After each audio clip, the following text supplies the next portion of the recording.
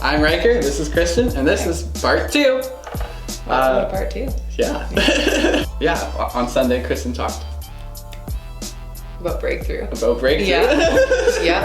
And yeah, so can you tell us a little about that? Yeah. So actually the funny thing about it that I wanted to start with was it was actually like really difficult for me to settle on a topic for Next Gen Sunday. Yeah. I didn't have anything in mind. It was kind of funny because it's usually like Ben and I go back and forth, and he had like a bunch of ideas, but it was my turn. And I was like, well, I don't know what I'm going to speak on. Maybe you should just speak. But we felt like we should just keep alternating. Yeah. And so I'm like, I was praying about it all like the week before, and I couldn't really think of what to preach on. And then this whole 21 days of prayer thing started, and it was like, I was like, well, maybe I should do something that's kind of connected with that. And so, but I didn't have anything solid in my mind. And then usually I have like at least my topic figured out by the week before I preach, like the week before, not like this, you know what I mean? Yeah. And I didn't have anything. I was like drawing a blank until around Tuesday night. And then it was like God just started giving me all these really clear ideas and topics and like verses, and through the week it was like more and more things. Like he would just kind of download those to me, and I was like, whoa, like I'd be reading my Bible just as a part of my regular routine, and I'd find something that like really applied to breakthrough, and I was like, oh, like, you know what I mean? Like just because I'm reading through Hebrews right now, and so it was like that's not even the story I was like focused on. I was focused on a story in Numbers, and then it was just like Hebrews 11 I was reading through, and it was talking about Jericho, which directly relates to like what I was talking about in my sermon. So it was really cool throughout the week just hearing from God and the different things that he was like revealing to me. And so that was really awesome, kind of a little backstory to what was going on for me that week. But I felt like the sermon in and of itself was a bit of a breakthrough for me, because I was like, this is so cool. Like, I don't feel like I had to rely on myself a lot for preparing the sermon or even like preaching it. I just felt like God really had something to say, and I was just like, okay, like so that was really cool. Awesome. Yeah. Actually, one thing I really liked that you said was if you feed faith, you starve fear. Yeah. So it's kind of funny because they're polar opposites, right? Like fear and faith. You can't have faith in a certain area and then have fear in that same area, right? Mm-hmm. And I kind of talked about that with our stuff with Caden going to school and different things like that. It was like I was not having faith that he would be okay, and that I could trust God with him. Mm-hmm. And that's why I was holding back. But it wasn't like I didn't have any faith. It was all fear-based, right? And so in order for me not to be fear-based in that area, I had to actually say no to making a choice based on fear. And so I had to make a choice that was the opposite of fear in that moment. And so we can do that. I really like it because it's very practical. And obviously you use common sense. Like, if there's a safety concern, you don't be like, I'm going to feed my faith. Like, you know what I mean? Like jump off a cliff. But there's things that you can do in your life. You can be like, wow, I'm really scared about this certain situation. And you can be like, you know what? I'm not going to give in to that. Just because I feel that way doesn't mean I'm going to walk in that direction. And so you can choose to actually, because you have a choice, right? You can choose to either walk in fear or walk in faith, whether you feel afraid or not. And so I really, really like that concept, and you can apply it to so many areas that you want to grow. If you want to grow in faith in reaching people, like if you're like, I'm afraid to talk to people about Jesus, just don't give in to that fear. Be like, I don't care how stupid I look right now. God wants me to go talk to that person, so that's what I'm going to do, right? Like, I'm not going to give in to the fear. I'm going to feed my faith.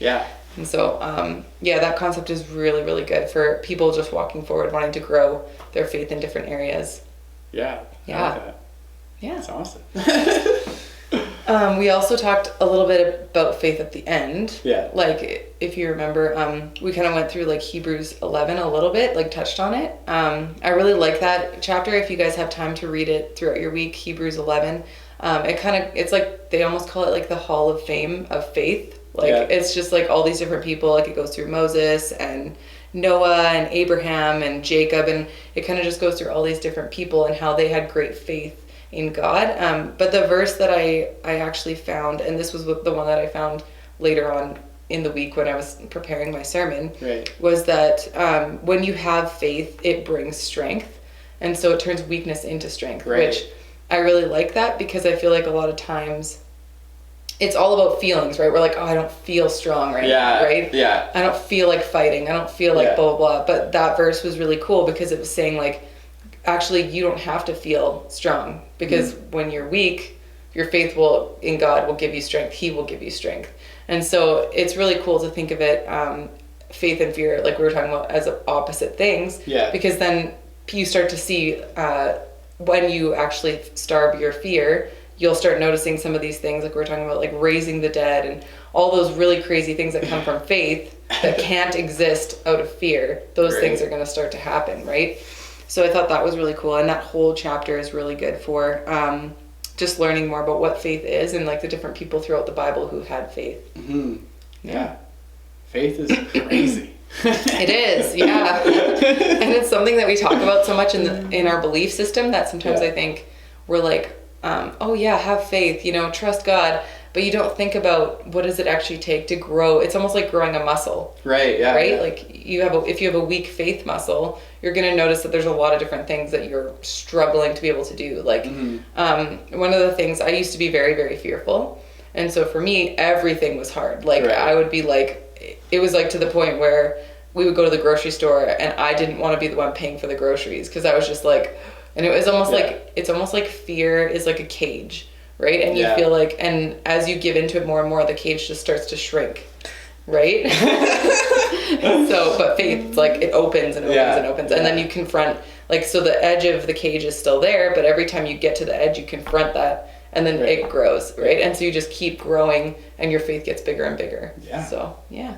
Yeah, I think that's awesome. Is there anything else about faith or about breakthroughs you want to talk about? At the end, when we were talking about breakthrough, I think like the biggest thing for me has been, we've been going through a series in Bible study, at least we just did anyways, called Prayer.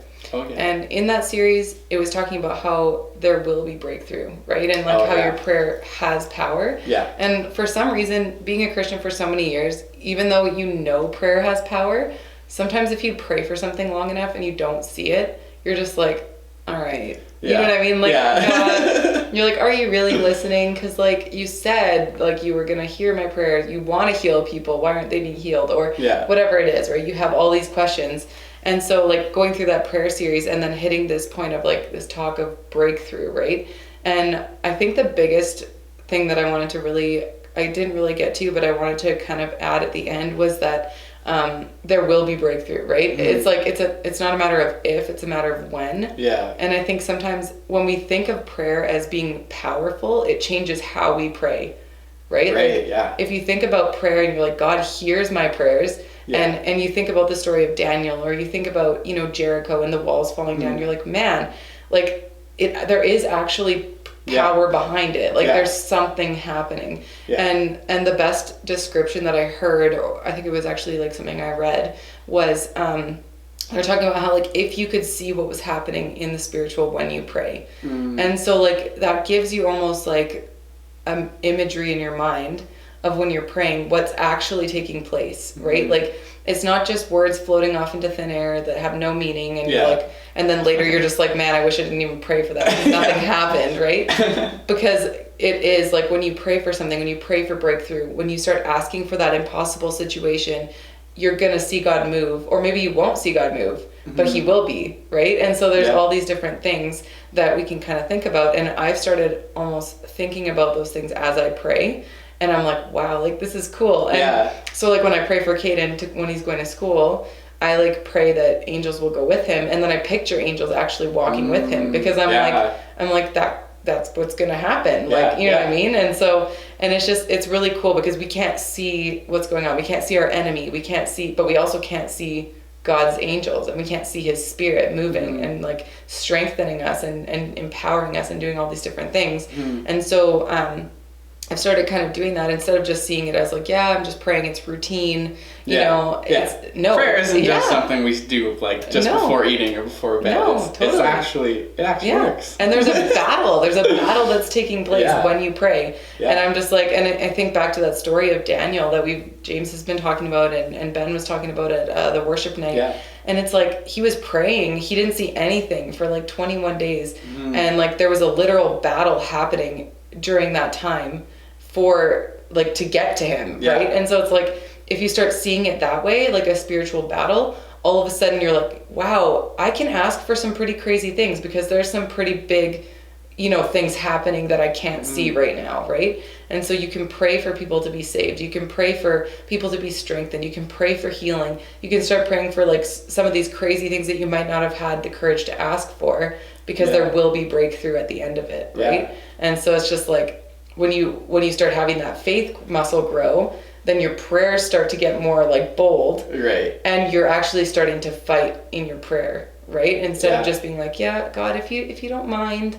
maybe just like, if you could do something with the situation, he can do something, right? And he will do something. Yeah. And so that's the big thing I wanted to kind of add at the end that I didn't quite get to, is just that really your prayers have a lot of power. And what James was saying at the worship night of humbling yourself before God, and if you humble yourself before him and you ask for these big things, you're going to start to see crazy things happen because of that. Yeah. So, yeah. Yeah. Pray big and you'll see big things happen.